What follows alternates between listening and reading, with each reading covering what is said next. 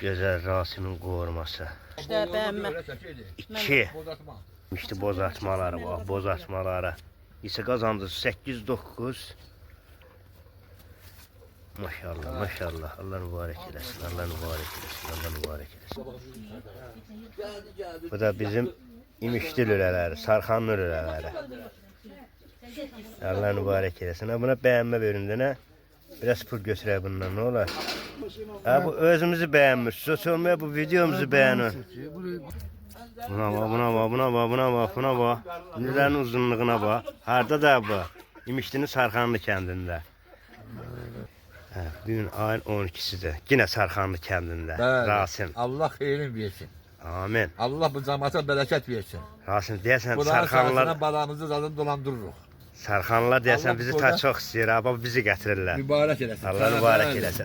Həqiqi Sarxanlı İşə qiymət verən. kəndi bal kətdir də, pul xərcləyən kətdir valla. Allah bu tordan İnsanlar da Ay, kişaf. ziyalı müəllimdir hamısı. Halal olsun.